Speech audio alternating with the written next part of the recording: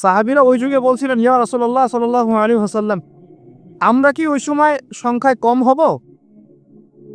অবাক হয়েছিলেন তারা, কারণ ওই সময় তো ইসলামের বিজয়ের যুগ। আমাদের এইরকম অবস্থা হবে যেখানে আমরা 313 মিলে 1000 বদরে ঠেকাই দেই, 700 মিলে উহুদে 3000 ঠেকাই দেই, মোতাব যুদ্ধে আমরা কত 3000 নিয়ে 2 লাখকে ঠেকাই দেই। ওই মুসলমানদের এই অবস্থা হবে? সাহাবীরা বলছিলেন অবাক হয়ে। তখন নবীজি বলছেন, হ্যাঁ তোমাদের অবস্থা এরকম হবে, তোমরা সংখ্যায় হবা সমুদ্রের ফেনার মতো। সমুদ্রে দেখতে পাচ্ছেন এখন খালি নাম কাও আসতে মুসলিম বাড়তেই আছে। সমুদ্রের ফেনার মতো, কিন্তু দুইটা জিনিস তোমাদেরকে পেয়ে বসবে, এই দুইটার কারণে এই পরিণতি তোমাদের হবে। এক নম্বর হচ্ছে তোমাদের মধ্যে দুনিয়ার মহব্বত তোমাদেরকে পেয়ে বসবে, আর একটা আল ওয়াহান তোমাদেরকে ধরে ফেলবে। সাহাবীরা বলছে ওয়াহান কি? নবীজি বলছে তোমরা আল্লাহর পথে জীবন দিতে চাইবে না, এই ভয়, আল্লাহর পথে জীবন দেওয়ার ভয় তোমাদেরকে পেয়ে বসবে। এই দুইটা যখন তোমাদেরকে পেয়ে বসবে, তখন এই কাফের, মুশরিক, মুনাফিক যারা যারা আছে সবাই মিলে তোমাদেরকে একটা কচু কাটা করে ফেলবে। হয় না এখন এটা? শুধু এই যুগে না, প্রত্যেক যুগে যুগে যখনই মুসলমানদের উপর এই দুটা এসেছে, তখনই মুসলমানরা আক্রমণের শিকার হয়েছে। কখনো তাতারিদের হাতে, হ্যাঁ ওই যে চেঙ্গিস খানের বংশধর মনে আছে, মঙ্গলরা, ওরা এসে মুসলমানদেরকে একদম কেটে ফেলে দিয়েছিল। কতদিন? 40 দিনের মধ্যে বাগদাদে ওরা মনে হয় প্রায় 10 থেকে 15 লক্ষ মানুষকে হত্যা করেছে, ওই তাতারিরা মুসলমানদেরকে, আব্বাসীয়দের সময়। এরকম হিস্ট্রি অনেক আছে। তারপরে যখন এই ফাতেমি সাম্রাজ্য চলছিল, তখন ক্রুসেডাররা এসে মুসলমানদেরকে হত্যা করেছে। তারপরে আবার করেছে জেনগিদের সময়, আইয়ুবিদের সময়, এমনকি মোগল সাম্রাজ্য। এর আগেও যখন দুনিয়া প্রীতি আর ওয়াহান ঢুকে গিয়েছিল, তখন দেখা গেছে যে মুসলমানদের মধ্যেই মারামারি চলতেছে। হ্যাঁ, ওখান থেকে গিয়ে কর্ডোবা ইসলামী খেলাফত হয়েছে। এগুলি হিস্ট্রি পড়বেন, ইতিহাস নিয়ে ইনশাআল্লাহ আরেকদিন কথা হবে। আমার নিয়ত আছে আপনাদেরকে হিস্ট্রি শোনানোর, একদম আদম আলাইহিস সালাম থেকে শুরু করে এই পর্যন্ত যা যা হয়েছে ইসলামের ইতিহাসে, একটা একটা করে ধারাবাহিক পর্ব আকারে আসবে ইনশাআল্লাহ। এতে করে খুব অল্প সময়, হয়তো 10 মিনিটের মাদ্রাসা এমন হতে পারে, বা 10 থেকে 15 মিনিটের মাদ্রাসা, এর মধ্যেই একটা একটা করে পর্বে একটা একটা করে হিস্ট্রি আসবে ইনশাআল্লাহ। যদিও খুব টাফ এই কাজটা করা, এবং এটার জন্য অনেক ইনভেস্টমেন্টের দরকার, আল্লাহ পাক যেন সহজ করে দেন কাজে। তো মূল কথাটা ভাই বলছি যে যখন আমরা এভাবে দুনিয়া প্রেমে ঢুকে গিয়েছি এবং আল্লাহর পথ থেকে সরে আসছি, মার খেতে হয়েছে। এখন আমাকে বলেন তো দেখি, আমরা কি আমাদের অবস্থার উন্নতি চাই না? এতক্ষণ যা বুঝালাম, এতে কি বুঝতে পারলেন যে দিন এখন শুধু একটা নিভু নিভু বাতির মতো জ্বলছে? গুটি কয়েক মানুষের মধ্যে হক সীমাবদ্ধ হয়ে যাচ্ছে। প্রবলেমগুলো কি আপনারা ফাইন্ড আউট করতে পারেন? প্রবলেমগুলো দেখেন। সারা বিশ্বে ইসলামী কোনো খেলাফত আছে? ইসলামের কোনো ঐক্য আছে? একজন আমিরুল মুমিনিন আছে? একটা জামাআত আছে? একটা ইমারা আছে? আমাদের কি অর্থনৈতিক শক্তি আছে? ভিত্তিটা নাই। পুরো বিশ্বের রাজনৈতিক ক্ষমতাকে আমরা নিয়ন্ত্রণ করি না। পুরো বিশ্বের মিডিয়াগুলো কি আমাদের? এমনকি যেগুলোতে রেকর্ড করছেন, যে ফোন আপনার হাতে, সেটাও তাদের। এটাও কাদের? তাদের। পুরো বিশ্বের যে ফিলোসফিক্যাল থটসগুলো আছে, দর্শন, এই দর্শনগুলো আমাদের চলছে না ওদের চলছে? সব পশ্চিমা দর্শন চলছে না? এই যে নাস্তিকতা, কাদের দর্শন? আমাদের। এই যে সেকুলার কনসেপ্ট, কাদের দর্শন? আমাদের দর্শন। এই যে সো কল্ড ডেমোক্রেসি, কাদের দর্শন? আমাদের। এই যে ন্যাশনালিজমে আমরা ভুগছি, সবাই জাতি চিন্তা করি, মানে ওই ইয়েমেনে একটা মুসলমান মরলে আমার লাগে না। কেন লাগে না? ও তো ইয়েমেনি, আমি তো বাংলাদেশ। এই যে গোত্র বিভাজনটা আমরা করেছি ন্যাশনালিজমের মাধ্যমে, এতে করে ইউনিটিটা নষ্ট হয়ে গেছে। গোত্রে মানুষ থাকতে পারে, কিন্তু সবার মধ্যে একটা বিদ্যতার বন থাকতে হবে। এইটা ইসলাম দিয়েছিল। আনসার, মুহাজির, দুইটা আলাদা শব্দ না, দুইটা আলাদা বৈশিষ্ট্য, কিন্তু তারা কি আলাদা ছিলেন? একদম নিজের মায়ের পেটের ভাইয়ের চেয়ে বেশি, তাই না? এটা ইসলাম। আর আমরা যদি বলি আনসার এক গ্রুপ, মুহাজির আর এক গ্রুপ, আনসারকে মারলে আমার কি, আমি তো মুহাজির, মুহাজিরকে মারলে আমার কি, আমি তো আনসার। এই কনসেপ্টটা হচ্ছে একটা ন্যাশনালিজম কনসেপ্ট। এই চলছে। ও দিয়ে দিল ফরাসি বিপ্লবের পর থেকে, 1789 সালের পর থেকে এগুলো আসছে ওয়ার্ল্ডে। 1789 থেকে শুরু করে 1914 পর্যন্ত এই সময়টাতে তারা বিশ্বটা দখল করেছে। এই বাড়াবাড়ি করো না বেশি, একদম দিব লঞ্চ করে, বাস আপনি চুপ, একদম চুপ। কারণ ওইটা প্রতিহত করার তো আমার কাছে ওই নাই, ক্ষেপণাস্ত্র প্রতিরক্ষা সিস্টেম তো নাই। এখন আমি যদি বলি, আমার কথা কি মন খারাপ করবেন? আমি যদি বলি যে বিগত 50 বছরে আমাদের দেশ স্বাধীন হয়েছে কবে বলেন? 71, এখন কত? 23, কত বছর বলেন? আমরা কি একটাও ক্ষেপণাস্ত্র তৈরি করতে পারলাম না? কি করলাম আমরা বলেন? আপনারা তো রাগ করেন কথা বললে। রাগ না করে একটু ভালো করে মন দিয়ে শোনেন না, মন দিয়ে চিন্তা করেন না। কি করলাম আমরা এতদিনে? আমাদের 50টা ক্ষেপণাস্ত্র থাকার কথা ছিল, আমাদের 50টা পারমাণবিক অস্ত্র থাকার কথা ছিল। কিসের ভিত্তিতে আমরা লড়াই করব? কিসের ভিত্তিতে আমরা লড়াই করব? মিয়ানমার যদি আমাদেরকে কালকে চাপ দেওয়া শুরু করে, আমরা কিসের ভিত্তিতে লড়াই করব? কি নিয়ে লড়াই করব? এমনকি পুরো মুসলিম বিশ্বের বড় বড় পরাশক্তিগুলোর সাথে আমাদের সম্পর্ক কতটুকু ভালো। ইরান বুঝে ফেলতেছে যে রাশিয়ার সহযোগিতার দরকার আছে, কারণ রাশিয়া হচ্ছে এখনকার আমেরিকাদের বিরুদ্ধে একটা সুপার পাওয়ার, তাই না? অনেক কান্ট্রি এখন ওদের সাথে যুদ্ধ করতে গেলে রাশিয়ার সাথে বন্ডিং করে। এটা ওয়ার্ল্ড অ্যাফেয়ার্স। আমরা বিগত 50 বছরে কি করতে পারি না, ব্যর্থতার ইতিহাস রচনা করা যাবে। কি বলতে চান আপনি? কি বলতে চান? এটা রচনা করা যাবে একটা ইতিহাস। পদে পদে দুর্নীতি করেছে, পদে পদে টাকা আত্মসাৎ হয়েছে, পদে পদে হক নষ্ট করা হয়েছে। এগুলো সব আমাদের সম্পদ ছিল, জনগণের ছিল। আমি কোনো পলিটিক্যাল পার্টি করি না, কখনো করিও নাই, আমার করারও কোনো শখ নাই। কিন্তু একজন জনগণ হিসেবে, সাধারণ জনগণ হিসেবে এই কথাগুলো বলছি। প্রত্যেক পদে পদে দুর্নীতি, টাকা আত্মসাৎ, সিস্টেম লস। কেন? একটা ছেলে যোগ্যতা আছে, চাকরি পাবে না কেন? ওই ছেলের যোগ্যতা আছে, কেন চাকরি পাবে না? আপনি আল্লাহর কাছে কি জবাব দিবেন? আপনারা বলেন, আপনারা আল্লাহর কাছে কি জবাব দিবেন? ওর যোগ্যতা আছে, কেন সে পেল না? কেন একটা গভর্নমেন্ট প্রতিষ্ঠানের মধ্যে পদে পদে আমাকে ফাইল ট্রান্সফার করতে হবে, সবাইকে টাকা খাওয়াতে হবে কেন? আমার তো যোগ্যতা আছে, আমি তো হকের উপর আছি। বিসিএস তো কোচিং আমিও করেছি, আমি তো ক্যাডার হতে পারতাম, আমি কেন হতে পারলাম না? কেন চান্স দিলেন না? কেন বড় বড় পরীক্ষার প্রশ্ন ফাঁস হয়ে যাবে? কেন একজন ডক্টর যাকে আমরা আমাদের ট্যাক্সের টাকা দিয়ে আমাদের ভাইরা বেতন দিচ্ছে, ও কেন দেরি করে হসপিটালে আসবে? কেন আসবে? কে ব্যবস্থা নিবে এগুলোর এগেইনস্টে? আমরা ব্যবস্থা নিতে পারবো? আপনাকেই তো লিখতে হবে। ওমর ইবনে খাত্তাবের মতো শাসক কে হবে? আপনাকে হতে হবে, আমরা তো হব না। আর আমাদের সেই যোগ্যতাও নাই, ইচ্ছাও নাই। আমরা দায়িত্ব নিতে চাই না, দায়িত্ব ছেড়ে দিতে চাই।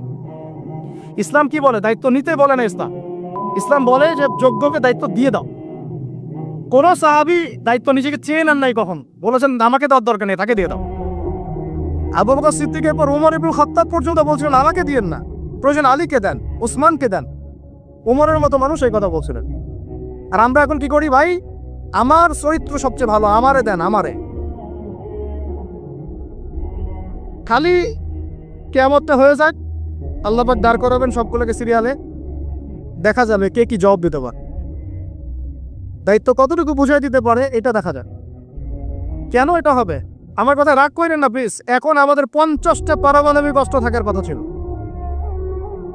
অ্যাটলিস্ট না থাকুক 5টা তো থাকার কথা ছিল। ওরা যদি আমাকে তাক করে রাখে, আমিও তাক করে রাখতাম। বেটা তুই মারলে আমি মেরে দিব, যা। উত্তর কোরিয়ার মতো একটা কান্ট্রি, আমার সাবজেক্টে এইগুলা, আমরা ইউনিভার্সিটিতে এগুলোই পড়েছি। ও একটা কান্ট্রি, কতটুকু কান্ট্রি জানেন? উত্তর কোরিয়া দক্ষিণ কোরিয়া একসময় মারামারি করতো, এ মারামারি লাগিয়ে দিয়েছিল পশ্চিমারা। পরে উত্তর কোরিয়ার প্রেসিডেন্ট ওই বলা থেকে বের হয়ে যায়, বলা থেকে বের হয়ে চায়নার সাথে বন্ডিং শুরু করে, রাশিয়ার সাথে বন্ডিং শুরু করে ওদের সাপোর্টে সে আস্তে আস্তে আস্তে নিউক্লিয়ার ডিভাইসগুলো তৈরি করা শুরু করেছে। করার পরে এখন এই মাত্র বেশি না, 20 থেকে 25 বছরে ওরা এমন একটা জায়গায় চলে গেছে, খাইতে পারুক না পারুক পারমাণবিক বোমা একদম তাক করে রেখে দিয়েছে। পশ্চিমারা ওখানে নাম করে দিতে পারে না। ও নাক গলে যে পারে আমার কাছে এসে আমাকে বলে স্যাংশন দিবে, আমাকে বলে তোমাকে ভিসা নীতি বাতিল করে দিব। আমাকে বলতে পারে, ওকে বলতে পারবে না তো, কারণ ওর কাছে ওইরকম অস্ত্র আছে, দিবে একটা মায়েরা, যা বেটা। ওর পার্ল হারবার আছে সামনে জাপানের ওখানে। কারণ এটা এমন একটা বিষয় যে একটা যদি সে মারে আর এও তো একটা মারতে পারবে। একটা বোমা পড়লে পুরো জাতি একদম মুহূর্তের মধ্যে ছাই হয়ে যাবে, ছাই। এজন্য এটা যুদ্ধ এত সহজে কেউ যেতে যাবে না। এটা হচ্ছে একটা মনস্তাত্ত্বিক শক্তি যে আমার কাছে আছে, তুই মারলে কিন্তু আমি মারতে পারি। এই মনস্তাত্ত্বিক শক্তিটাই দরকার ছিল, এখন নাই। আর ভাই এগুলো আমাদেরও তো অনেক দোষ, সব কিছু তো আমরা মানুষের উপর চাপাই দিয়ে বসে থাকা। আমরা যখন অ্যানালাইসিস করতে বসি সবাই মনে হয় যে বিজ্ঞ পণ্ডিত, কিন্তু আপনি তো দায়িত্ব নিয়ে সামনে আসছেন না, আপনি তো পড়াশোনা করে উপরে আসছেন না, আপনি তো জ্ঞান অর্জন করে মানুষকে বোঝানোর চেষ্টা করছেন না। আমরা তো আমাদের দায়িত্ব পালন করছি না, করছে কি? আল্লাহ পাক আমাদের সবাইকে বিচক্ষণ হওয়ার তৌফিক দান করেন। কয়টা সায়েন্টিস্ট তৈরি হয়েছে আমাদের, বলেন কয়টা সায়েন্টিস্ট তৈরি হয়েছে আমাদের জাতির মধ্যে? নাস্তিক তো ভরি ভরি তৈরি হচ্ছে। কয়টা সায়েন্টিস্ট তৈরি হয়েছে আমাদের ইউনিভার্সিটিগুলোর মধ্যে? কয়জন অর্থনীতিবিদ তৈরি হয়েছে ইউনিভার্সিটিগুলোর মধ্যে? আমিও তো পড়েছি ইউনিভার্সিটি। ছেলে মেয়ে একসাথে বসে গান গল্প করে, কিনা বাদাম খায়, কোনো সময় স্যার আর ছাত্রীর প্রেম হয়ে যায়। আমি বলছি না কিছুই হয় না, পড়াশোনা তো হয়, সিস্টেম তো অনেক সুন্দর, টাকা পয়সাও সরকারি অনেক খাচ্ছেন আপনারা। কিন্তু এখন কথা হচ্ছে গভর্নমেন্টের যে এত টাকা পয়সা খাচ্ছেন, রেজাল্টটা কি দিচ্ছে? কি জাতি উপহার দিচ্ছেন আপনারা? কোন প্রজন্ম উপহার দিচ্ছেন? এগুলো কি গভর্নমেন্ট টাকা আপনারা কি মনে করেন? এই ট্যাক্সের টাকাকে কি মনে করেন?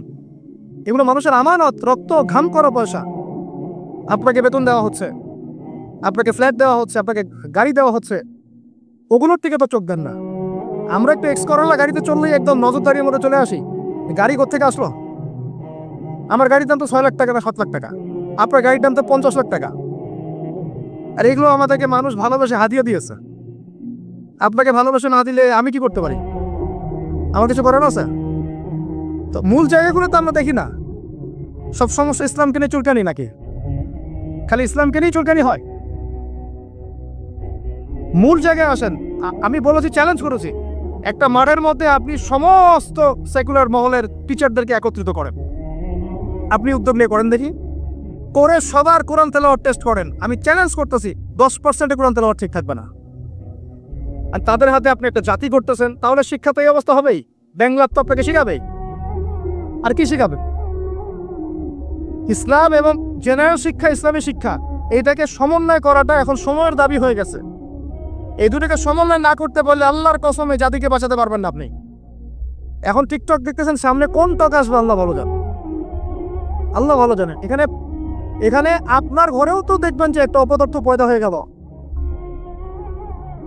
কত এরকম ছেলে তার বাবা মাকে বৃদ্ধাশ্রমে পাঠিয়ে দিল, সন্তানের হাতে মা খুন হলো। এই তো কয়েকদিন আগে এক পুলিশ অফিসার খুন হয়েছিল এক সন্তানের হাতে, মনে নাই আপনাদের এগুলা?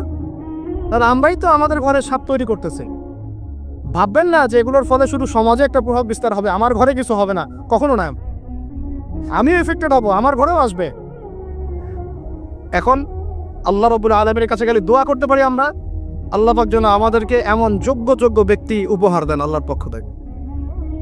যেই হোক সে x y z, whoever he is, আমরা কোনো দলের মানুষ না, কোনো পলিটিক্যাল পারসন না। এক্স ওয়াই জেড যে হোক না কেন, আমরা চাই সৎ, যোগ্য, ইমানদার মানুষ। সৎ, যোগ্য, ইমানদার মানুষ যারা তাদের এই ক্ষমতাটাকে, এই প্রতিভাটাকে দিনের জন্য কাজে লাগাবে ইনশাআল্লাহ।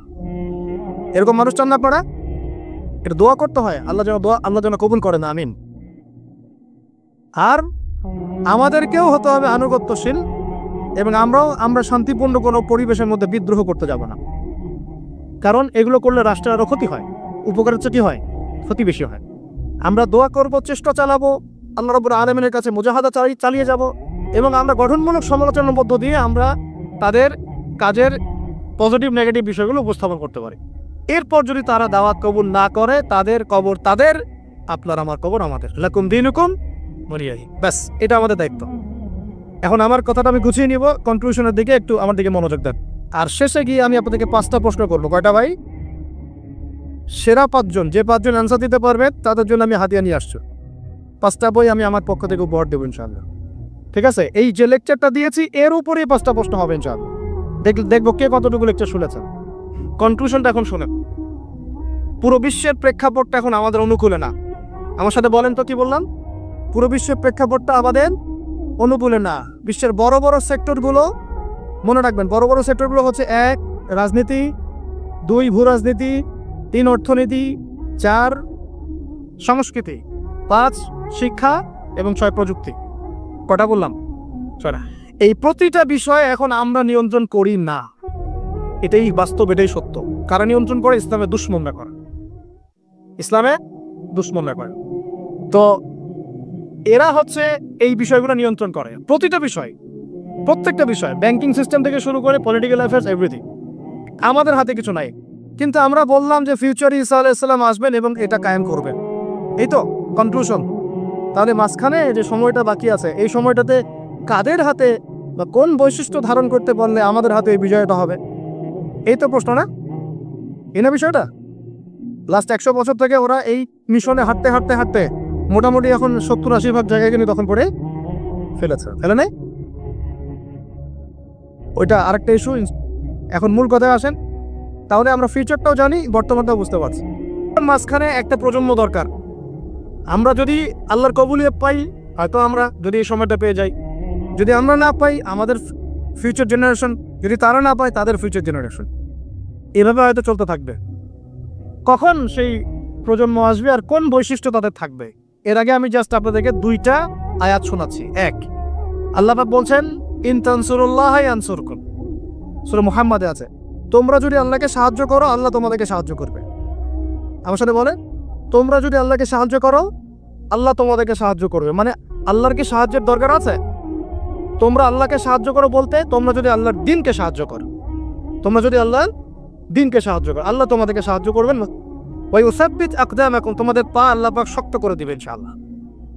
একটা। 2 নাম্বার, ইন্নাল্লাহ লা ইউগাইয়িরু মা বিকওমিন হাত্তা ইউগাইয়িরু মা বিআনফুসিহিম, আল্লাহ পাক কোনো কওমের, কোনো জাতির অবস্থা ততক্ষণ পর্যন্ত পরিবর্তন করেন না, সংশোধন করেন না, যতক্ষণ তারা নিজেরাই নিজেদের অবস্থা পরিবর্তনের চেষ্টা না করে। আয়াত তো পরিষ্কার। এখন তৈরন আবাবিল আসবে না, এসে ইসরায়েলে হামলা করবে না, পাথর নিক্ষেপ করবে না, এটা সেই যুগ না। এটা আবরাহার যুগ না যে হস্তি বাহিনীকে ধ্বংস করার জন্যে তৈরন আবাবিল আসবে, এটা সেই যুগ নয়। এখন আবাবিল আপনাকেই হতে হবে, আমাকেই হতে হবে। কথা কি বুঝতে পারছে? এটা নিজেদের তাকদীর, নিজেদের ভাগ্য, নিজেদের মানে ভবিষ্যৎ আল্লাহর উপর তাওয়াক্কুল করে তার হুকুম মেনে আমাদেরকে করতে হবে ইনশাআল্লাহ। আল্লাহ সাক্ষী থাকুন। আমি এমন প্রজন্ম চাই যেই প্রজন্মে প্রত্যেকটা মুসলিম পরিবারের 100% নামাজি মাসা। এটা না হওয়া পর্যন্ত বড় বড় বয়ান করেও কোনো লাভ নাই। এক, ঠিক আছে ভাই? রাজি আছি তো ইনশাআল্লাহ? আজকের পর থেকে নামাজ ছাড়বো? আল্লাহ পাক আমাদেরকে নামাজ সত্য করে ধরার তৌফিক দান করেন। আর নামাজটা ভালো করে শিখে নেবেন, ধীর স্থিরভাবে পড়বেন, তাড়াহুড়া করবেন না, ঠিক আছে? 3G 4G না, শান্তভাবে পড়বেন। 2, আমরা এমন প্রজন্ম চাই যেই প্রজন্মের 100% মুসলমান কোরআন তেলাওয়াত করতে পারে। রাজি আছি কি ইনশাআল্লাহ? আগামী বছর ওয়াজ করতে আসার আগেই আপনাদের সবার কোরআন তেলাওয়াত সহি চাই ইনশাআল্লাহ। রাজি আছেন ইনশাআল্লাহ? আল্লাহকে কথা দেন, রাজি আছেন? অবশ্যই অবশ্যই কোরআন তেলাওয়াত শিখতেই হোক, যেমনি পারেন, যেভাবে পারেন, যত টাকা লাগুক, যার কাছে যেতে হয় হোক, যত দূরে সফর করতে হয় হোক। আপনার দায়িত্ব এটা, আমার দায়িত্ব না, হুজুরের দায়িত্ব না, এটা আপনার দায়িত্ব। আপনি কিভাবে শিখবেন আপনার ফিকির। 3 নাম্বার, আমরা এমন প্রজন্ম চাই যেই প্রজন্ম ভিতরে বাহিরে সুন্নতের অনুসারী। রাজি আছি ইনশাআল্লাহ? সবার চেহারা দাঁড়িয়ে থাকবে ইনশাআল্লাহ, সবার সুন্নতি লেবাস থাকবে ইনশাআল্লাহ, সুন্নতের আমল থাকবে ইনশাআল্লাহ, সুন্নতের জিন্দেগি বই পাওয়া যায়, কিনবেন, প্রত্যেকটা কাজের সুন্নত দেখে নেবেন, ঠিক আছে ভাই? প্রত্যেকটা কাজের সুন্নত আমল করার চেষ্টা করবো, আল্লাহ পাক তৌফিক দান করেন, আমিন। শেষ করে দিচ্ছি, মনোযোগ ধরে রাখেন, আর 5 মিনিট। 4 নাম্বার, এমন প্রজন্ম চাই যেই প্রজন্ম কোশ্চিনকালেও হারাম খাবে না। রাজি আছি ইনশাআল্লাহ? হারাম খাবো, সুদ খাবো, ঘুষ খাবো, দুর্নীতি করব, মানুষের সম্পদ আত্মসাৎ করব, অন্যায়ভাবে আমরা মানুষকে ঠকাবো? আল্লাহ পাক আমাদেরকে বোঝার তৌফিক দান করুক, আমিন। 5, এমন পরিবার চাই যেই পরিবার হবে পুরোপুরি ইসলামী পরিবার। রাজি আছেন ইনশাআল্লাহ? আল্লাহ কবুল করুন, আমিন। এই জায়গাতে গিয়ে আপনাদেরকে একটা নসিহত করি যুবকদেরকে, বেশিরভাগই তো অবিবাহিত নাকি? কি দুঃখ, কি কষ্ট। একটা কাজ করবে, আগে একটা ছোটখাটো হালাল রিজিকের ব্যবস্থা করবেন, তারপরে বিয়ে শাদী। হালাল রিজিকের ব্যবস্থা না কইরা বিয়ে শাদী করতে যায় না, নিজের মান সম্মান গায়রত বলে কিছু থাকবে না। দিনদার মেয়ে খুঁজবেন, আর দিনদার মেয়ে তো বাইরে সার্টিফিকেট লেবাস দেখে বোঝা যাবে না। আসুন, এটা আপনাকে খোঁজখবর নিতে হবে, দেখতে হবে তার পরিবার কেমন, ব্যাকগ্রাউন্ড কেমন, মা কেমন, ইত্যাদি ইত্যাদি, তার কোয়ালিফিকেশন কেমন, এবং পাত্রী দেখেও নেবেন। পাশাপাশি আল্লাহর কাছে দোয়া করতে হবে বেশি করে। কি করতে হবে? স্ত্রী খাদিজার মতো হতে পারে, আবার নূহ আলাইহিস সালামের স্ত্রীর মতো হতে পারে। বুঝেন পার্থক্য? বলেন, খাদিজা রাদিয়াল্লাহু আনহা মানে কি? এমন একজন মহিয়সী নারী যে একজন মহাপুরুষের পিছনে সাপোর্ট দিচ্ছে। সুবহানাল্লাহ, কি সাপোর্টটা দিয়েছেন দেন নাই নবী সাল্লাল্লাহু আলাইহি ওয়াসাল্লামকে পুরো নবুয়তের জীবনে। এটাও হতে পারে তাকদিরে। আবার নূহ আলাইহিস সালামের স্ত্রী, মনে আছে? লূত আলাইহিস সালামের স্ত্রী, তারা দুজন নবী, তারা দুজন জান্নাতি, তাদের স্ত্রীরা হবে জাহান্নামী। বলে নাউজুবিল্লাহ। তো এই জন্য তাকদির কারা দেয়? বাস আল্লাহর কাছেই বারবার ইস্তেখারা করে করে করে চেয়ে নিতে হবে, আল্লাহ আমাকে এমন একজন নেককার স্ত্রী দান করুন যিনি আমাকে আপনার পথে চলতে সাপোর্টিং হ্যান্ড হবে, আমাকে পিছন থেকে বুস্ট আপ করবে ইনশাআল্লাহ। আচ্ছা, ইনশাআল্লাহ ফ্যামিলি নিয়ে বিয়ে শাদী নিয়ে আরেকদিন ওয়াজ হবে ইনশাআল্লাহ। 5 কয়টা বলছি ভাই? 5টা না 6টা? 5টা। 6 নাম্বার, যে বাচ্চা কাচ্চা আছে আমাদের ভাই বোন, ছোট ছোট ছোট বাচ্চা কাচ্চা যেগুলো, এক একজনকে এক একজন মর্দে মুজাহিদ হিসেবে তৈরি করবে। অজিয়াস ইনশাআল্লাহ। তাহলে ওদেরকে আমরা পড়াশোনা করাবো। কি পড়াশোনা করাবো? হ্যাঁ, কি পড়াবেন? আমটি নামটি নাকি Jack and Jill went up the hill, twinkle twinkle, কি পড়াবে? আর কচি মাথাটাকে তো সময় নষ্ট করে ফেলতেছেন। বাচ্চা কাচ্চাদেরকে ইসলামিক মূল্যবোধ দিয়ে বড় কর। প্লিজ ভাই বসেন, একটু এগুলো করেন না, শেষ করতে দেন, পরিবেশটা বজায় রাখেন। আর 4টা পয়েন্ট, কয়টা বল? 6টা বলছি না? 7 নম্বর হচ্ছে আল্লাহ পাক আমাদেরকে প্রতিভা দিয়েছেন না সবাইকে। কেউ লিখতে পারে, কেউ বলতে পারে, কেউ ব্যবসা ভালো বোঝে, কেউ ইন্টারনেট সেকশন ভালো বোঝে, এরকম আছে না? আল্লাহ পাক আপনাকে যা দিয়েছেন ওইটাকেই দিনের জন্য কাজে লাগাবে। রাজি আছেন? চলো। 8 নাম্বার, আমাদের প্রত্যেক পরিবারের মা বোনদেরকে খাস পর্দা রাখতে হবে। নাস্তিকরা কি বলে বলুক, সেগুলোরা কি বলে বলুক, ইউনিভার্সিটি টিচার কি বলে বলুক, নেকাব খুলতে বাধ্য করে কি করে করুক, আপনি আপনার পরিবারকে পর্দা রাখবেন। যদি ওদিকে দেখেন যে কোনোভাবেই কাজ হচ্ছে না, ওই জগৎ ছেড়ে দিয়ে বাসা চলে আস। দরকার নেই পড়াশোনা। আমি আমার মেয়েকে মাদ্রাসায় পড়া, দরকার নেই আমার ওই পড়াশোনা। ঠিক আছে? প্রয়োজনে নিজে প্রতিষ্ঠান করে আপনার সন্তানকে পড়াবেন। আপনার সামর্থ্য আছে, নিজেও প্রতিষ্ঠান করেন, করে সন্তানকে পড়াশোনা করেন ইনশাআল্লাহ। আগে কি প্রতিষ্ঠান ছিল নাকি? যে যুগটা সোনালী যুগ, ওই যুগে কোনো শিক্ষা প্রতিষ্ঠানই ছিল না। মানুষ ওস্তাদের কাছে ম্যান টু ম্যান পড়তো। একজনের কাছে কোরআন, একজনের কাছে হাদিস, একজনের কাছে উসুল, একজনের কাছে আরবি, এভাবে পড়তো মানুষ। ওরা মানুষ হয় নাই? তো এখন পরিবেশ গড়ে তোলার ফিকির করব। যদি না পারি, আমার সন্তানকে আমি ইসলামিক লাইনে পড়াবো ইনশাআল্লাহ। সামর্থ্য থাকলে নতুন নতুন প্রতিষ্ঠান গড়ে তুলবো ইনশাআল্লাহ। ওয়াজ করে আমার কোনো লাভ নাই, তৌফিক দান করেন। সাহাবীদের যুগে, যেই যুগে মুসলমানরা বিশ্বকে শাসন করেছিল, ওই যুগে একটা ঘর ছিল না যেই ঘরে এমন একজন মানুষ ছিল যে কোরআন তেলাওয়াত করতে পারতো না। একটা বাড়ি দেখাতে পারবেন না যে বাড়ির মধ্যে এমন কোনো মানুষ আছে যে কোরআন তেলাওয়াত করতে পারে না। পারবেন? সাহাবীদের যদি একজন সাহাবী দেখাতে পারবেন যে কোরআন তেলাওয়াত করতে পারতেন না? সাহাবীদের যুগে আপনি এমন একটা ঘর দেখাতে পারবেন যেখানে হাফেজে কোরআন নাই? সাহাবীদের যুগে আপনি দেখান, আমাকে দেখান, একটা বাড়ি দেখান যেখানে দ্বীনি ইলমের গভীরতা নাই এমন মানুষ আছে? পাবেন? ওই যুগে আমরা বিশ্বকে শাসন করেছি না। আর এখন ওই যে বললাম, যদি বলি কোরআনের জন্য কে কে জীবন দিতে চান, সবাই হাত উঠাও। এমনকি যদি অতি উৎসাহে কাউকে বলা হয় রাস্তায় নামতে হবে, দেখবেন রাস্তায় নেমে যাবে। বুঝুক আর নাই বুঝুক, কিসের জন্য নামছে সে জানে না, অত কিছু বুঝে না। আবেগ, ওয়াল্লাহি আল্লাহর কসম করে বলছি, আবেগ দিয়ে এই বাংলার জমিনে দিন কায়েম হবে না। যদি হতো তাহলে 100 বছর আগেই হতো, যদি হতো তাহলে অনেক আগেই হতো। এখনো হয়নি কেন? আর হয়নি যে, এটা কি আপনারা বুঝেন? আমি এখানে কি করছি? দিনের দাওয়াত দিচ্ছি। কি করছি ভাই?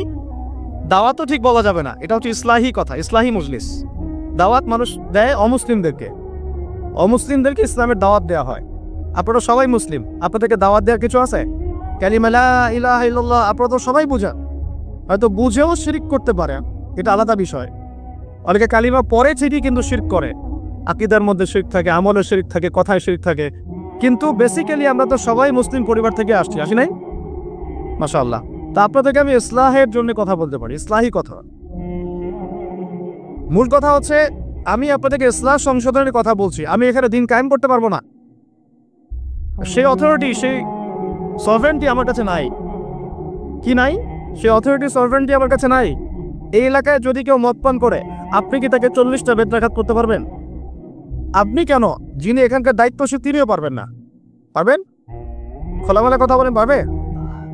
একজন যদি চুরি করে, ওই যে মসজিদে শীতকালে চোর বেড়ে যায় না, এখন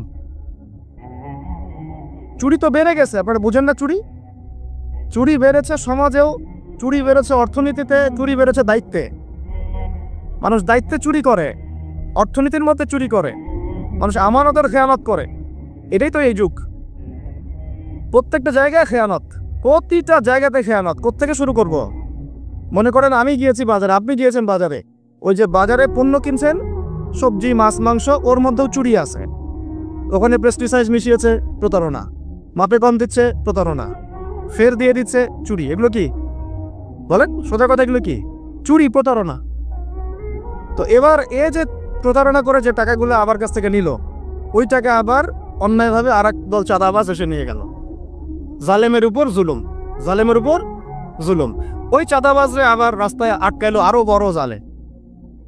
তাদের আবার কিছু পোশাকও আছে, ঠিক আছে, ইউনিফর্ম। তো সে আবার ওখান থেকে, তার কাছ থেকে আবার সে খেলো, সেও পার পেল না। তার বড়জন যে, সে আবার ওর কাছ থেকে খেলো। এ করতে করতে করতে করতে টপ টু বটম সবই চোর। টপ টু বটম সব কি? এখন চুরির শাস্তি কি? কোরআনে আল্লাহ পাক বলছেন সূরা মাঈদার মধ্যে, উলামায়ে কেরাম আছেন, আপনারা পরে জেনে নেবেন। এই ওয়াজ মাহফিলে সব কিন্তু টু দ্য পয়েন্ট আপনার বলা যাবে না, আয়াতগুলা সময় পাওয়া যায় না। এটা হচ্ছে একটা, আপনাকে বুস্ট আপ করতে পারি, ধরিয়ে দিতে পারি। এখানে চোর ছেলে হোক আর মেয়ে হোক, হাতটা কবজি পর্যন্ত কেটে ফেল। কি পর্যন্ত? এটা আমি জাস্ট আপনাকে বলতে পারবো। এখন কোরআনে আছে, হাদিসে আছে, আমি খেলে আপনাকে বলতে পারবো, আপনি শুনলেন, এতটুকুই। কিন্তু আপনাকে সর্বোচ্চ ক্ষমতা দিলে আপনি এটা করতে পারবেন না। এখন এটা সামনে আসবে, এটা আমরা জানি। এখনকার সময়টা কঠিন, এটাও আমরা জানি। মাঝখানে একটা প্রজন্ম তৈরি হবে ইনশাআল্লাহ, এটাও আমরা জানি। যেই প্রজন্ম আমাদের মতো টিকটক প্যারালাইজ প্রজন্ম হবে না, যেই প্রজন্ম ইনশাআল্লাহ তাআলা কোরআন সুন্নাহকে হাতে নিয়ে ওদেরকে চ্যালেঞ্জ করবে। এটা নবীজি বলেও গিয়েছেন, লা তাযালু তাইফাতুম মিন উম্মতি যাহিরিনা আলাল হক লা ইয়াদুররুহুম মান খাযিলাহুম। আমার উম্মতের একটা দল সর্বদাই হকের উপর থাকবে। অন্য হাদিসে আসছে তারা যুদ্ধ করতে থাকবে, বিরোধিতাকারীরা ওদের কোনো ক্ষতি করতে পারবে না। সাহাবীরা জিজ্ঞাসা করলেন, তারা কোথায় এই কাজটা করবে ইয়া রাসূলুল্লাহ সাল্লাল্লাহু আলাইহি ওয়াসাল্লাম? নবীজি বললেন, বাইতুল মুকাদ্দাস ওয়া মা হাওলাহা। এই যে জেরুজালেম, বাইতুল মুকাদ্দাস এবং তার চারপাশে তারা এই কাজ করতে থাকবে।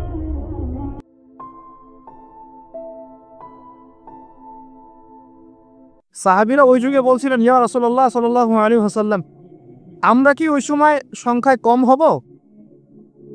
অবাক হয়েছিলেন তারা, কারণ ওই সময় তো ইসলামের বিজয়ের যুগ। আমাদের এইরকম অবস্থা হবে যেখানে আমরা 313 মিলে 1000 বদরে ঠেকাই দেই, 700 মিলে উহুদে 3000 ঠেকাই দেই, মোতাব যুদ্ধে আমরা কত 3000 নিয়ে 2 লাখকে ঠেকাই দেই। ওই মুসলমানদের এই অবস্থা হবে? সাহাবীরা বলছিলেন অবাক হয়ে। তখন নবীজি বলছেন, হ্যাঁ, তোমাদের অবস্থা ওইরকম হবে। তোমরা সংখ্যায় হবা সমুদ্রের ফেনার মতো। সমুদ্রে দেখতে পারতেছেন এখন খালি নাম কাও আসতে মুসলিম বাড়তেই আছে। সমুদ্রের ফেনার মতো। কিন্তু দুইটা জিনিস তোমাদেরকে পেয়ে বসবে, এই দুইটার কারণে এই পরিণতি তোমাদের হবে। এক নম্বর হচ্ছে তোমাদের মধ্যে দুনিয়ার মহব্বত তোমাদেরকে পেয়ে বসবে, আর একটা আল ওয়াহান তোমাদেরকে ধরে ফেলবে। সাহাবীরা বলছে, ওয়াহান কি? নবীজি বলছে, তোমরা আল্লাহর পথে জীবন দিতে চাইবে না। এই ভয়, আল্লাহর পথে জীবন দেওয়ার ভয় তোমাদেরকে পেয়ে বসবে। এই দুইটা যখন তোমাদেরকে পেয়ে বসবে, তখন এই কাফের, মুশরিক, মুনাফিক যারা যারা আছে সবাই মিলে তোমাদেরকে একটা কচু কাটা করে ফেলবে। হয় না এখন? এটা শুধু এই যুগে না, প্রত্যেক যুগে যুগে যখনই মুসলমানদের উপর এই দুটা এসেছে, তখনই মুসলমানরা আক্রমণের শিকার হয়েছে। কখনো তাতারিদের হাতে, হ্যাঁ, ওই যে চেঙ্গিস খানের বংশধর মনে আছে, মঙ্গলরা, ওরা এসে মুসলমানদেরকে একদম কেটে ফেলে দিয়েছিল। কতদিন? 40 দিনের মধ্যে বাগদাদে ওরা মনে হয় প্রায় 10 থেকে 15 লক্ষ মানুষকে হত্যা করেছে, ওই তাতারিরা মুসলমানদেরকে আব্বাসীয়দের সময়। এরকম হিস্ট্রি অনেক আছে। তারপরে যখন এই ফাতেমি সাম্রাজ্য চলছিল তখন ক্রুসেডাররা এসে মুসলমানদেরকে হত্যা করেছে। তারপরে আবার করেছে জেনগিদের সময়, আইয়ুবিদের সময়, এমনকি মোগল সাম্রাজ্য। এর আগেও যখন দুনিয়া প্রীতি আর ওহান ঢুকে গিয়েছিল তখন দেখা গেছে যে মুসলমানদের মধ্যেই মারামারি চলতেছে। হ্যাঁ, ওখান থেকে গিয়ে কর্ডোবা ইসলামী খেলাফত হয়েছে। এগুলো হিস্ট্রি পড়বেন, ইতিহাস নিয়ে ইনশাল্লাহ আরেকদিন কথা হবে। আমার নিয়ত আছে আপনাদেরকে হিস্ট্রি শোনানোর, একদম আদম আলাইহিস সালাম থেকে শুরু করে এই পর্যন্ত যা যা হয়েছে ইসলামের ইতিহাসে একটা একটা করে ধারাবাহিক পর্ব আকারে আসবে ইনশাআল্লাহ। এতে করে খুব অল্প সময়, হয়তো 10 মিনিটের মাদ্রাসা এমন হতে পারে, বা 10 থেকে 15 মিনিটের মাদ্রাসা, এর মধ্যেই একটা একটা করে পর্বে একটা একটা করে হিস্ট্রি আসবে ইনশাআল্লাহ। যদিও খুব টাফ এই কাজটা করা, এবং এটার জন্য অনেক ইনভেস্টমেন্টের দরকার। আল্লাহ পাক যেন সহজ করে দেন কাজে। তো মূল কথাটা ভাই বলছি যে যখন আমরা এভাবে দুনিয়া প্রেমে ঢুকে গিয়েছি এবং আল্লাহর পথ থেকে সরে আসছি, মার খেতে হয়েছে। এখন আমাকে বলেন তো দেখি, আমরা কি আমাদের অবস্থার উন্নতি চাই না? এতক্ষণ যা বুঝালাম এতে কি বুঝতে পারলেন যে দিন এখন শুধু একটা নিভু নিভু বাতির মতো জ্বলছে? গুটি কয়েক মানুষের মধ্যে হক সীমাবদ্ধ হয়ে যাচ্ছে। প্রবলেমগুলো কি আপনারা ফাইন্ড আউট করতে পারেন? প্রবলেমগুলো দেখেন। সারা বিশ্বে ইসলামী কোনো খেলাফত আছে? ইসলামের কোনো ঐক্য আছে? একজন আমিরুল মুমিনিন আছে? একটা জামা আছে? একটা ইমারা আছে? আমাদের কি অর্থনৈতিক শক্তি আছে? ভিত্তিটা নাই। পুরো বিশ্বের রাজনৈতিক ক্ষমতাকে আমরা নিয়ন্ত্রণ করি না। পুরো বিশ্বের মিডিয়াগুলো কি আমাদের? এমনকি যেগুলোতে রেকর্ড করছেন, যে ফোন আপনার হাতে, সেটাও তাদের। এটাও কাদের? তাদের। পুরো বিশ্বের যে ফিলোসফিক্যাল থটসগুলো আছে, দর্শন, এই দর্শনগুলো আমাদের চলছে না ওদের চলছে? সব পশ্চিমা দর্শন চলছে না? এই যে নাস্তিকতা, কাদের দর্শন? আমাদের। এই যে সেকুলার কনসেপ্ট, কাদের দর্শন? আমাদের দর্শন। এই যে সো কল্ড ডেমোক্রেসি, কাদের দর্শন? আমাদের। এই যে ন্যাশনালিজমে আমরা ভুগছি, সবাই জাতি চিন্তা করি। মানে ওই ইয়েমেনে একটা মুসলমান মরলে আমার লাগে না। কেন লাগে না? ও তো ইয়েমেনি, আমি তো বাংলাদেশ। এই যে গোত্রীয় বিভাজনটা আমরা করেছি ন্যাশনালিজমের মাধ্যমে, এতে করে ইউনিটিটা নষ্ট হয়ে গেছে। গোত্রে মানুষ থাকতে পারে, কিন্তু সবার মধ্যে একটা বিদ্যতার বন থাকতে হবে। এইটা ইসলাম দিয়েছিল। আনসার, মুহাজির, দুইটা আলাদা শব্দ না? দুইটা আলাদা বৈশিষ্ট্য, কিন্তু তারা কি আলাদা ছিলেন? একদম নিজের মায়ের পেটের হাইট চেয়ে বেশি, তাই না? এটা ইসলাম। আর আমরা যদি বলি আনসার এক গ্রুপ, মুহাজির আর এক গ্রুপ, আনসারকে মারলে আমার কি, আমি তো মুহাজির, মুহাজিরকে মারলে আমার কি, আমি তো আনসার। এই কনসেপ্টটা হচ্ছে একটা ন্যাশনালিজম কনসেপ্ট। এই চলছে। ও দিয়ে দিল ফরাসি বিপ্লবের পর থেকে, 1789 সালের পর থেকে এগুলো আসছে ওয়ার্ল্ডে। 1789 থেকে শুরু করে 1914 পর্যন্ত এই সময়টাতে তারা বিশ্বটা দখল করেছে। এই বাড়াবাড়ি করো না বেশি, একদম দিব লঞ্চ করে, বাস আপনি চুপ, একদম চুপ। কারণ ওইটা প্রতিহত করার তো আমার কাছে ওই নাই, ক্ষেপণাস্ত্র প্রতিরক্ষা সিস্টেম তো নাই। এখন আমি যদি বলি, আমার কথা কি মন খারাপ করবেন? আমি যদি বলি যে বিগত 50 বছরে আমাদের দেশ স্বাধীন হয়েছে কবে বলেন? 71, এখন কত? 23, কত বছর বলেন? আমরা কি একটাও ক্ষেপণাস্ত্র তৈরি করতে পারলাম না? কি করলাম আমরা বলেন? আপনারা তো রাগ করেন কথা বললে। রাগ না করে একটু ভালো করে মন দিয়ে শোনেন না, মন দিয়ে চিন্তা করেন না। কি করলাম আমরা এতদিনে? আমাদের 50টা ক্ষেপণাস্ত্র থাকার কথা ছিল, আমাদের 50টা পারমাণবিক অস্ত্র থাকার কথা ছিল। কিসের ভিত্তিতে আমরা লড়াই করব? কিসের ভিত্তিতে আমরা লড়াই করব? মিয়ানমার যদি আমাদেরকে কালকে চাপ দেওয়া শুরু করে, আমরা কিসের ভিত্তিতে লড়াই করব? কি নিয়ে লড়াই করব? এমনকি পুরো মুসলিম বিশ্বের বড় বড় পরাশক্তিগুলোর সাথে আমাদের সম্পর্ক কতটুকু ভালো? ইরান বুঝে ফেলতেছে যে রাশিয়ার সহযোগিতার দরকার আছে, কারণ রাশিয়া হচ্ছে এখনকার আমেরিকাদের বিরুদ্ধে একটা সুপার পাওয়ার, তাই না? অনেক কান্ট্রি এখন ওদের সাথে যুদ্ধ করতে গেলে রাশিয়ার সাথে বন্ডিং করে। এটা ওয়ার্ল্ড অ্যাফেয়ার্স।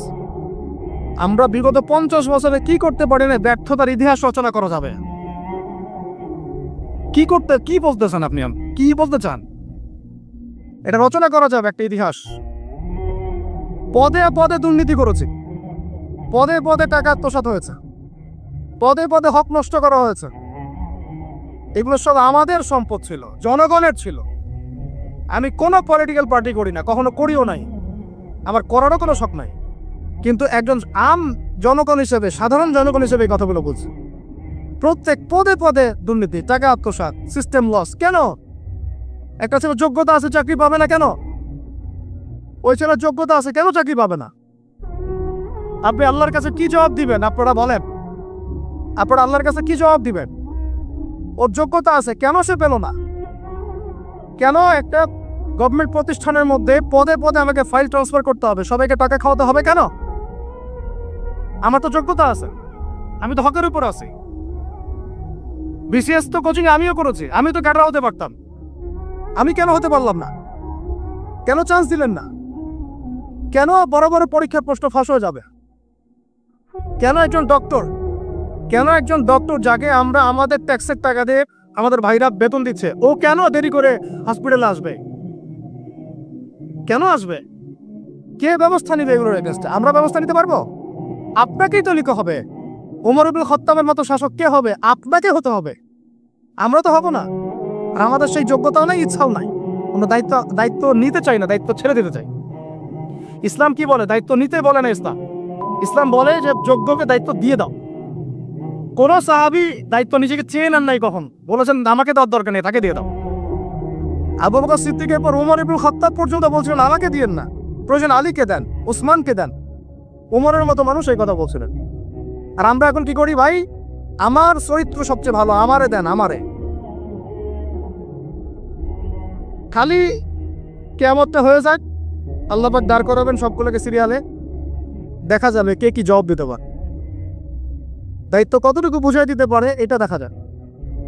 কেন এটা হবে? আমার কথা রাগ করেন না প্লিজ। এখন আমাদের 50টা পারমাণবিক অস্ত্র থাকার কথা ছিল, অ্যাটলিস্ট না থাকুক 5টা তো থাকার কথা ছিল।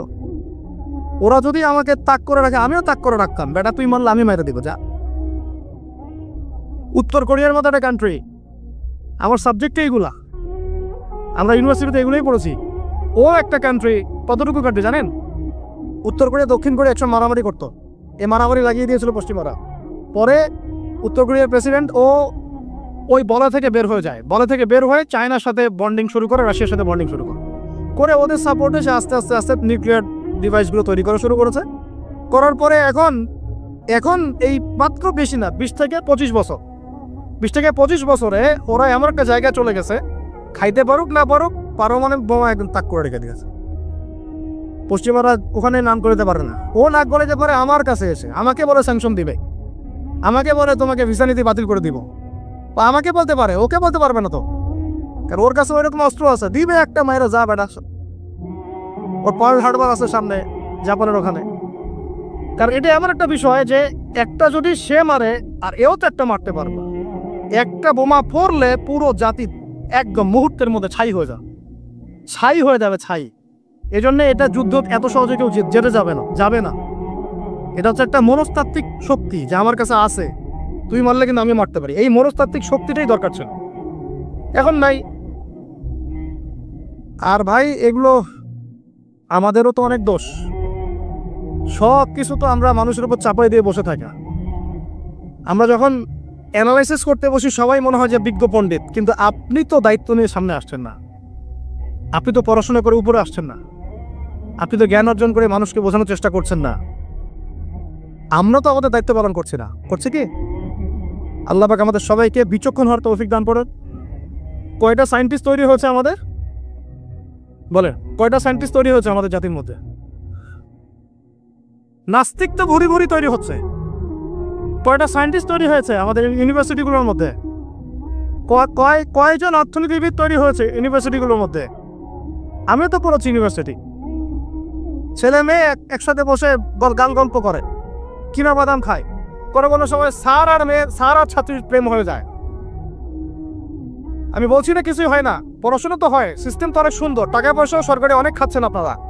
কিন্তু এখন কথা হচ্ছে গভর্নমেন্টে যে এত টাকা পয়সা খাচ্ছেন, রেজাল্টটা কি দিচ্ছে? কি জাতি উপহার দিচ্ছেন আপনারা? কোন প্রজন্ম উপহার দিচ্ছেন? এগুলো কি গভর্নমেন্ট টাকা? আপনারা কি মনে করেন এই ট্যাক্সের টাকাকে? কি মনে করেন এগুলো মানুষের আমানত, রক্ত ঘাম করা পয়সা? আপনাকে বেতন দেওয়া হচ্ছে, আপনাকে ফ্ল্যাট দেওয়া হচ্ছে, আপনাকে গাড়ি দেওয়া হচ্ছে, ওগুলোর দিকে তো চোখ দেন না।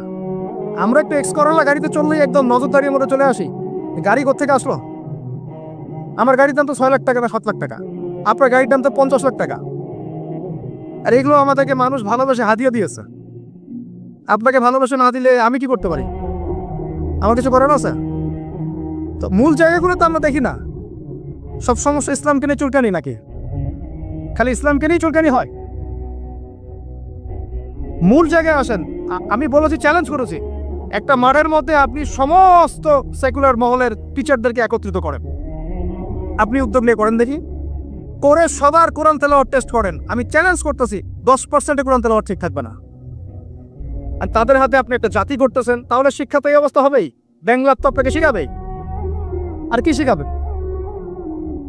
ইসলাম এবং জেনারেল শিক্ষা, ইসলামী শিক্ষা, এইটাকে সমন্বয় করাটা এখন সময়ের দাবি হয়ে গেছে। এই দুটোকে সমন্বয় না করতে পারলে আল্লাহর কসমে জাতিকে বাঁচাতে পারবেন না আপনি। এখন টিকটক দেখতেছেন, সামনে কোন টক আসবে আল্লাহ ভালো জানেন, আল্লাহ ভালো জানেন। এখানে আপনার ঘরেও তো দেখবেন যে একটা অপদার্থ পয়দা হয়ে গেল। কত এরকম ছেলে তার বাবা মাকে বৃদ্ধাশ্রমে পাঠিয়ে দিল, সন্তানের হাতে মা খুন হলো। এই তো কয়েকদিন আগে এক পুলিশ অফিসার খুন হয়েছিল এক সন্তানের হাতে, মনে নাই আপনাদের এগুলা? তাহলে আমরাই তো আমাদের ঘরে সাপ তৈরি করতেছি।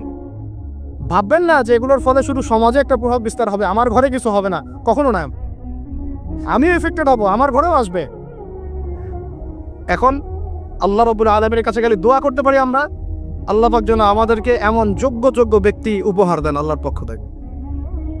যেই হোক সে x y z, whoever he is, আমরা কোনো দলের মানুষ না, কোনো পলিটিক্যাল পারসন না। এক্স ওয়াই জেড যে হোক না কেন, আমরা চাই সৎ, যোগ্য, ইমানদার মানুষ। সৎ, যোগ্য, ইমানদার মানুষ যারা তাদের এই ক্ষমতাটাকে, এই প্রতিভাটাকে দিনের জন্য কাজে লাগাবে ইনশাআল্লাহ। এরকম মানুষ চান না আপনারা?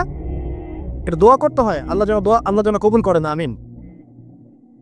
আর আমাদেরকেও হতে হবে আনুগত্যশীল, এবং আমরা শান্তিপূর্ণ কোনো পরিবেশের মধ্যে বিদ্রোহ করতে যাব না। কারণ এগুলো করলে রাষ্ট্রের আরও ক্ষতি হয়, উপকারের চেয়ে কি হয়? ক্ষতি বেশি হয়। আমরা দোয়া করব, চেষ্টা চালাবো, আল্লাহ রাব্বুল আলামিনের কাছে মুজাহাদা চালিয়ে যাব, এবং আমরা গঠনমূলক সমালোচনার মধ্য দিয়ে আমরা তাদের কাজের পজিটিভ নেগেটিভ বিষয়গুলো উপস্থাপন করতে পারি। এরপর যদি তারা দাওয়াত কবুল না করে, তাদের কবর তাদের, আপনার আমার কবর আমাদের। লাকুম দীনুকুম ওয়ালিয়াদিন। ব্যাস, এটা আমাদের দায়িত্ব। এখন আমার কথাটা আমি গুছিয়ে নিব, কনক্লুশনের দিকে একটু আমার দিকে মনোযোগ দেন। আর শেষে গিয়ে আমি আপনাদেরকে 5টা প্রশ্ন করবো। কয়টা ভাই? সেরা 5 জন, যে 5 জন অ্যান্সার দিতে পারবে তাদের জন্য আমি হাদিয়া নিয়ে আসছি। 5টা বই আমি আমার পক্ষ থেকে উপহার দেবো ইনশাআল্লাহ। ঠিক আছে? এই যে লেকচারটা দিয়েছি এর উপরেই 5টা প্রশ্ন হবে ইনশাআল্লাহ। দেখবো কে কতটুকু লেকচার শুনেছেন। কনক্লুশনটা এখন শুনেন। পুরো বিশ্বের প্রেক্ষাপটটা এখন আমাদের অনুকূলে না। আমার সাথে বলেন তো কি বললাম? পুরো বিশ্বের প্রেক্ষাপটটা আমাদের অনুকূলে না। বিশ্বের বড় বড় সেক্টরগুলো মনে রাখবেন, বড় বড় সেক্টরগুলো হচ্ছে 1 রাজনীতি, 2 ভূ রাজনীতি, 3 অর্থনীতি, 4 সংস্কৃতি, 5 শিক্ষা এবং 6 প্রযুক্তি। কটা বললাম? 6টা। এই প্রতিটা বিষয়ে এখন আমরা নিয়ন্ত্রণ করি না, এটাই বাস্তব, এটাই সত্য। কারা নিয়ন্ত্রণ করে? ইসলামের দুশ্মনরা করে, ইসলামে দুশ্মনরা করে। তো এরা হচ্ছে এই বিষয়গুলো নিয়ন্ত্রণ করে, প্রতিটা বিষয়, প্রত্যেকটা বিষয়, ব্যাংকিং সিস্টেম থেকে শুরু করে পলিটিক্যাল অ্যাফেয়ার্স, এভরিথিং। আমাদের হাতে কিছু নাই, কিন্তু আমরা বললাম যে ফিউচারে ঈসা আলাইহিস সালাম আসবেন এবং এটা কায়েম করবেন। এই তো কনক্লুশন। তাহলে মাঝখানে যে সময়টা বাকি আছে, এই সময়টাতে কাদের হাতে বা কোন বৈশিষ্ট্য ধারণ করতে পারলে আমাদের হাতে এই বিজয়টা হবে? এই তো প্রশ্ন, না? এই না বিষয়টা? লাস্ট 100 বছর থেকে ওরা এই মিশনে হাঁটতে হাঁটতে হাঁটতে মোটামুটি এখন 70-80% জায়গায় কিন্তু তখন করে ফেলেছে, ফেলে নাই? ওইটা আরেকটা ইস্যু। এখন মূল কথায় আসেন। তাহলে আমরা ফিউচারটাও জানি, বর্তমানটাও বুঝতে পারছি। মাঝখানে একটা প্রজন্ম দরকার। আমরা যদি আল্লাহর কবুলিয়ত পাই, হয়তো আমরা যদি এই সময়টা পেয়ে যাই। যদি আমরা না পাই, আমাদের ফিউচার জেনারেশন, যদি তারা না পায়, তাদের ফিউচার জেনারেশন, এভাবে হয়তো চলতে থাকবে। কখন সেই প্রজন্ম আসবে আর কোন বৈশিষ্ট্য তাদের থাকবে, এর আগে আমি জাস্ট আপনাদেরকে 2টা আয়াত শোনাচ্ছি। 1, আল্লাহ পাক বলছেন, ইন তানসুরুল্লাহ ইয়ানসুরকুম, সূরা মুহাম্মাদে আছে, তোমরা যদি আল্লাহকে সাহায্য করো, আল্লাহ তোমাদেরকে সাহায্য করবে।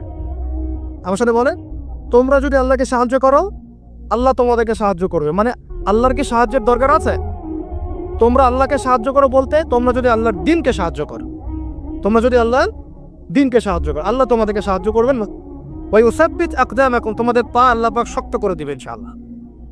একটা। 2 নাম্বার, ইন্নাল্লাহ লা ইউগাইয়িরু মা বিকওমিন হাত্তা ইউগাইয়িরু মা বিআনফুসিহিম, আল্লাহ পাক কোনো কওমের কোনো জাতির অবস্থা ততক্ষণ পর্যন্ত পরিবর্তন করেন না, সংশোধন করেন না, যতক্ষণ তারা নিজেরাই নিজেদের অবস্থা পরিবর্তনের চেষ্টা না করে। আয়াত তো পরিষ্কার। এখন তৈরন আবাবিল আসবে না, এসে ইসরায়েলে হামলা করবে না, পাথর নিক্ষেপ করবে না, এটা সেই যুগ না। এটা আবরাহার যুগ না যে হস্তি বাহিনীকে ধ্বংস করার জন্যে তৈরন আবাবিল আসবে, এটা সেই যুগ নয়। এখন আবাবিল আপনাকেই হতে হবে, আমাকেই হতে হবে। কথা কি বুঝতে পারছেন? এটা নিজেদের তাকদীর, নিজেদের ভাগ্য, নিজেদের মানে ভবিষ্যৎ আল্লাহর উপর তাওয়াক্কুল করে তার হুকুম মেনে আমাদেরকে করতে হবে ইনশাআল্লাহ। আল্লাহ সাক্ষী থাকুন। আমি এমন প্রজন্ম চাই যেই প্রজন্মে প্রত্যেকটা মুসলিম পরিবারের 100% নামাজি মাসা। এটা না হওয়া পর্যন্ত বড় বড় বয়ান করেও কোনো লাভ নাই। এক, ঠিক আছে ভাই? রাজি আছি তো ইনশাআল্লাহ? আজকের পর থেকে নামাজ ছাড়বো? আল্লাহ পাক আমাদেরকে নামাজ সত্য করে ধরার তৌফিক দান করেন। আর নামাজটা ভালো করে শিখে নেবেন, ধীর স্থিরভাবে পড়বেন, তাড়াহুড়া করবেন না, ঠিক আছে? 3G 4G না, শান্তভাবে পড়বেন। 2, আমরা এমন প্রজন্ম চাই যেই প্রজন্মের 100% মুসলমান কোরআন তেলাওয়াত করতে পারে। রাজি আছি কি ইনশাআল্লাহ? আগামী বছর ওয়াজ করতে আসার আগেই আপনাদের সবার কোরআন তেলাওয়াত সহি চাই ইনশাআল্লাহ। রাজি আছেন ইনশাআল্লাহ? আল্লাহকে কথা দেন, রাজি আছেন? অবশ্যই কোরআন তেলাওয়াত শিখতেই হোক। যেমনি পারেন, যেভাবে পারেন, যত টাকা লাগুক, যার কাছে যেতে হয় হোক, যত দূরে সফর করতে হয় হোক। আপনার দায়িত্ব এটা, আমার দায়িত্ব না, হুজুরের দায়িত্ব না, এটা আপনার দায়িত্ব। আপনি কিভাবে শিখবেন আপনার ফিকির। 3 নাম্বার, আমরা এমন প্রজন্ম চাই যেই প্রজন্ম ভিতরে বাহিরে সুন্নতের অনুসারী। রাজি আছি ইনশাআল্লাহ? সবার চেহারা দাড়ি থাকবে ইনশাআল্লাহ, সবার সুন্নতের লেবাস থাকবে ইনশাআল্লাহ, সুন্নতের আমল থাকবে ইনশাআল্লাহ। সুন্নতের জিন্দেগি বই পাওয়া যায়, কিনবেন, প্রত্যেকটা কাজের সুন্নত দেখে নেবেন, ঠিক আছে ভাই? প্রত্যেকটা কাজের সুন্নত আমল করার চেষ্টা করবো, আল্লাহ পাক তৌফিক দান করেন, আমিন। শেষ করে দিচ্ছি, মনোযোগ ধরে রাখেন, আর 5 মিনিট। 4 নাম্বার, এমন প্রজন্ম চাই যেই প্রজন্ম কোশ্চিনকালেও হারাম খাবে না। রাজি আছি ইনশাআল্লাহ? হারাম খাবো, সুদ খাবো, ঘুষ খাবো, দুর্নীতি করব, মানুষের সম্পদ আত্মসাৎ করব, অন্যায়ভাবে আমরা মানুষকে ঠকাবো? আল্লাহ পাক আমাদেরকে বোঝার তৌফিক দান করুক, আমিন। 5, এমন পরিবার চাই যেই পরিবার হবে পুরোপুরি ইসলামী পরিবার। রাজি আছেন ইনশাআল্লাহ?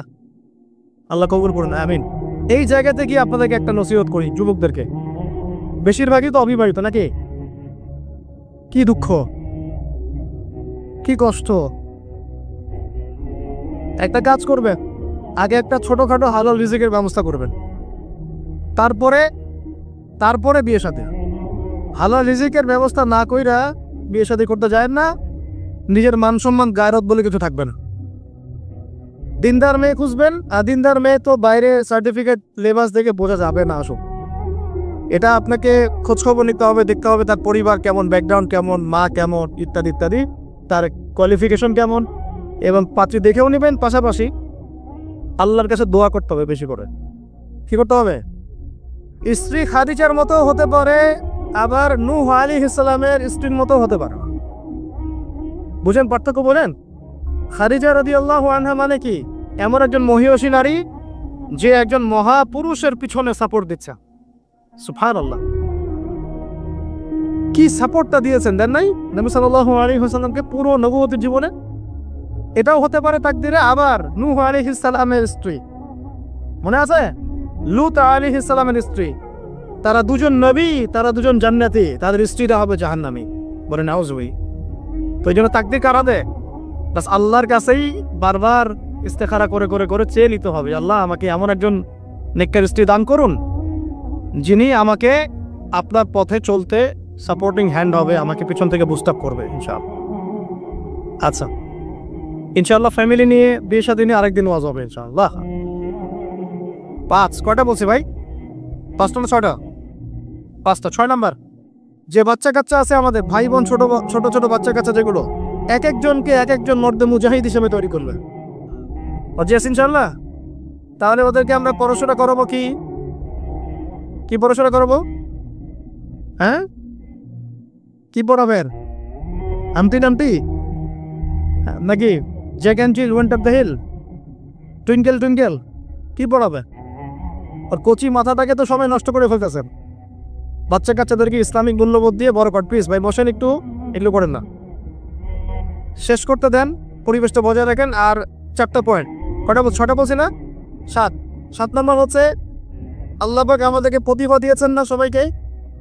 কেউ লিখতে পারে, কেউ বলতে পারে, কেউ ব্যবসা ভালো বোঝে, কেউ ইন্টারনেট সেকশন ভালো বোঝে, এরকম আছে না? আল্লাহ পাক আপনাকে যা দিয়েছেন ওইটাকেই দিনের জন্য কাজে লাগাবে। রাজি আছেন? চলো। 8 নাম্বার, আমাদের প্রত্যেক পরিবারের মা বোনদেরকে খাস পর্দা রাখতে হবে।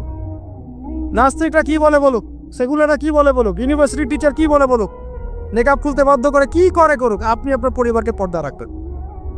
যদি ওদিকে দেখেন যে কোনোভাবেই কাজ হচ্ছে না, ওই জগৎ ছেড়ে দিয়ে বাসা চলে আস।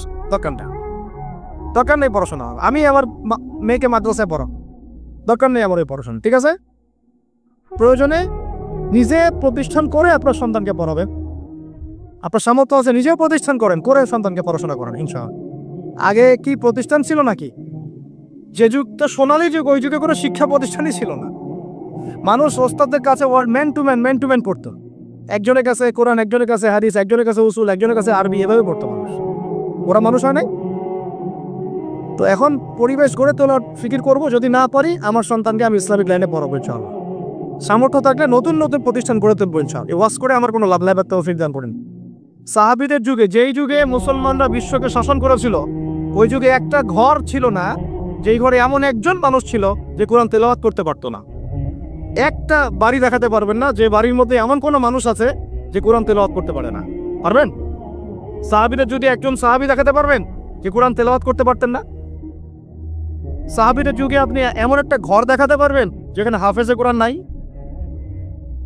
সাহাবীদের যুগে আপনি দেখান, আমাকে দেখান, একটা বাড়ি দেখান যেখানে দ্বীনি ইলমের গভীরতা নাই এমন মানুষ আছে? পাবেন? ওই যুগে আমরা বিশ্বকে শাসন করেছিলাম। আর এখন ওই যে বললাম, যদি বলি কোরআনের জন্য কে কে জীবন দিতে চান, সবাই হাত উঠাও। এমনকি যদি অতি উৎসাহে কাউকে বলা হয় রাস্তায় নামতে হবে, দেখবেন রাস্তায় নেমে যাবে। বুঝুক আর নাই বুঝুক, কিসের জন্য নামছে সে জানে না, অত কিছু বুঝে না, আবেগ। আল্লাহকে আল্লাহ কসম করে বলছি, আবেগ দিয়ে এই বাংলার জমিনে দিন কায়েম হবে না। যদি হতো তাহলে 100 বছর আগেই হতো, যদি হতো তাহলে অনেক আগেই হতো। এখনো হয়নি কেন? আর হয়নি যে এটা কি আপনারা বুঝেন? আমি এখানে কি করছি? দিনের দাওয়াত দিচ্ছি। কি করছি ভাই? দাওয়াত তো ঠিক বলা যাবে না, এটা হচ্ছে ইসলাহি কথা, ইসলাহি মজলিস। দাওয়াত মানুষ দেয় অমুসলিমদেরকে, অমুসলিমদেরকে ইসলামের দাওয়াত দেওয়া হয়। আপনারা সবাই মুসলিম, আপনাদেরকে দাওয়াত দেওয়ার কিছু আছে? কালিমা লা ইলাহা ইল্লাল্লাহ আপনারা তো সবাই বুঝেন, হয়তো বুঝেও শিরক করতে পারে, এটা আলাদা বিষয়। অনেকে কালিমা পড়ে ঠিকই কিন্তু শিরক করে, আকীদার মধ্যে শিরক থাকে, আমলে শিরক থাকে, কথায় শিরক থাকে। কিন্তু বেসিক্যালি আমরা তো সবাই মুসলিম পরিবার থেকে আসি নাই? মাশাআল্লাহ। তা আপনাদেরকে আমি ইসলাহের জন্য কথা বলতে পারি, ইসলাহি কথা। মূল কথা হচ্ছে আমি আপনাদেরকে ইসলাহ সংশোধনের কথা বলছি। আমি এখানে দিন কায়েম করতে পারবো না, সেই অথরিটি, সেই সভরেন্টি আমার কাছে নাই। কি নাই? সেই অথরিটি, সভরেন্টি আমার কাছে নাই। এই এলাকায় যদি কেউ মদ পান করে, আপনি কি তাকে 40টা বেত্রাঘাত করতে পারবেন? আপনি কেন, যিনি এখানকার দায়িত্বশীল তিনিও পারবেন না। পারবেন? খোলামেলা কথা বলেন, পারবে? একজন যদি চুরি করে, ওই যে মসজিদে শীতকালে চোর বেড়ে যায় না, এখন চুরি তো বেড়ে গেছে, আপনারা বুঝেন না? চুরি বেড়েছে সমাজেও, চুরি বেড়েছে অর্থনীতিতে, চুরি বেড়েছে দায়িত্বে। মানুষ দায়িত্বে চুরি করে, অর্থনীতির মধ্যে চুরি করে, মানুষ আমানতের খেয়ানত করে। এটাই তো এই যুগ। প্রত্যেকটা জায়গায় খেয়ানত, প্রতিটা জায়গাতে খেয়ানত। কোত্থেকে শুরু করব? মনে করেন আমি গিয়েছি বাজারে, আপনি গিয়েছেন বাজারে, ওই যে বাজারে পণ্য কিনছেন, সবজি, মাছ, মাংস, ওর মধ্যেও চুরি আছে। ওখানে পেস্টিসাইড মিশিয়েছে, প্রতারণা। মাপে কম দিচ্ছে, প্রতারণা। ফের দিয়ে দিচ্ছে, চুরি। এগুলো কি বলেন? সোজা কথা, এগুলো কি? চুরি, প্রতারণা। তো এবার এ যে প্রতারণা করে যে টাকাগুলো আমার কাছ থেকে নিল, ওই টাকা আবার অন্যায়ভাবে আর এক দল চাঁদাবাজ এসে নিয়ে গেল। জালেমের উপর জুলুম, জালেমের উপর জুলুম। ওই চাঁদাবাজরে আবার রাস্তায় আটকাইলো আরো বড় জালে। তাদের আবার কিছু পোশাকও আছে, ঠিক আছে, ইউনিফর্ম। তো সে আবার ওখান থেকে তার কাছ থেকে আবার সে খেলো সেও পার পেলো না, তার বড়জন যে সে আবার ওর কাছ থেকে খেলো। এই করতে করতে করতে করতে টপ টু বটম সবই চোর, টপ টু বটম সব কি। এখন চুরির শাস্তি কি? কোরআনে আল্লাহ পাক বলছেন সূরা মাঈদার মধ্যে, ওলামায়ে কেরাম আছেন, আপনারা পরে জেনে নেবেন। এই ওয়াজ মাহফিলে সব কিন্তু টু দ্য পয়েন্ট আপনার বলা যাবে না, আয়াতগুলা সময় পাওয়া যায় না। এটা হচ্ছে একটা আপনাকে বুস্ট আপ করতে পারি, ধরিয়ে দিতে পারি। এখানে চোর ছেলে হোক আর মেয়ে হোক, হাতটা কবজি পর্যন্ত কেটে ফেল। কি পর্যন্ত? এটা আমি জাস্ট আপনাকে বলতে পারবো, এখন কোরআনে আছে, হাদিসে আছে, আমি খেলে আপনাকে বলতে পারবো, আপনি শুনলেন, এতটুকুই। কিন্তু আপনাকে সর্বোচ্চ ক্ষমতা দিলে আপনি এটা করতে পারবেন না। এখন এটা সামনে আসবে, এটা আমরা জানি। এখনকার সময়টা কঠিন, এটাও আমরা জানি। মাঝখানে একটা প্রজন্ম তৈরি হবে ইনশাআল্লাহ, এটাও আমরা জানি। যেই প্রজন্ম আমাদের মতো টিকটক প্যারালাইজ প্রজন্ম হবে না, যেই প্রজন্ম ইনশাআল্লাহ তাআলা কোরআন সুন্নাহকে হাতে নিয়ে ওদেরকে চ্যালেঞ্জ করবে।